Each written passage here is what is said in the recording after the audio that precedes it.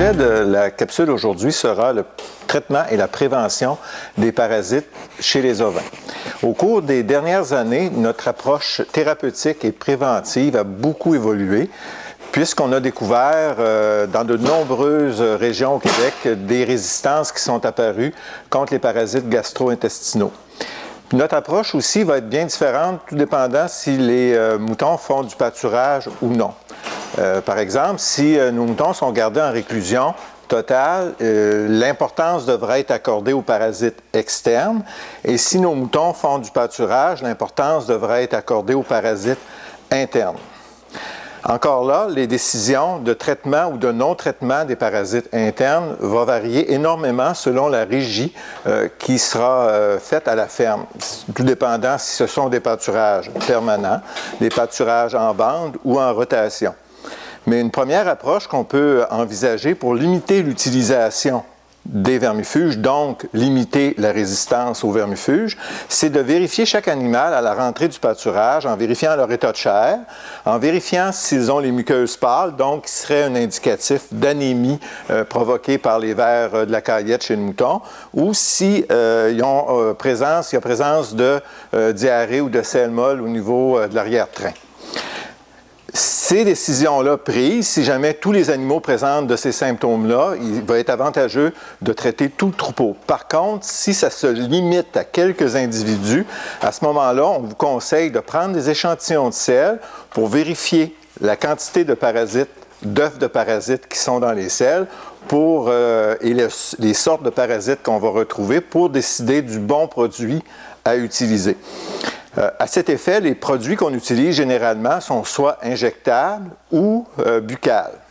Par contre, ce qui est très important de noter, c'est qu'au Québec, présentement, il y a seulement 2 familles de vermifuges qui existent. Même s'il y a plusieurs noms ou marques de produits différents, ces 2 familles-là ne sont disponibles qu'au Québec. Et ce qui fait que quand un animal acquiert une résistance à une des familles, il nous en reste seulement une pour pouvoir continuer le traitement efficacement dans ce troupeau-là.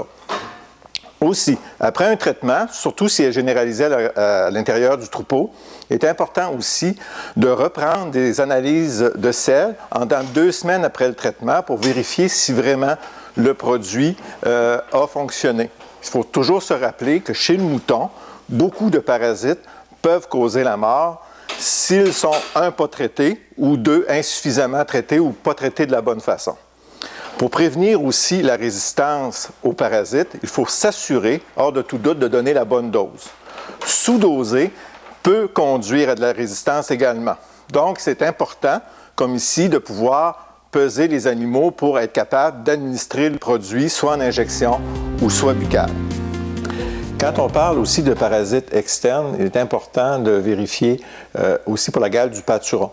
Une condition quand même plus rare au Québec, mais quand même présente, qui nécessite aussi un traitement avec des vermifuges externes. Avant d'utiliser tout médicament, il est important de connaître le bon dosage, le bon site d'injection et la période de retrait.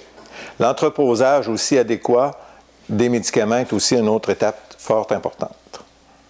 Le bélier qu'on a ici dans la cage de contention présente tous les symptômes préliminaires d'une infestation aux parasites externes qu'on appelle les poux broyeurs.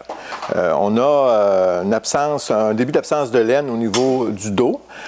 Donc, si on veut effectuer un traitement pour cet animal-là, on va privilégier un traitement qui ne va que s'attaquer aux parasites externes, les poux broyeurs.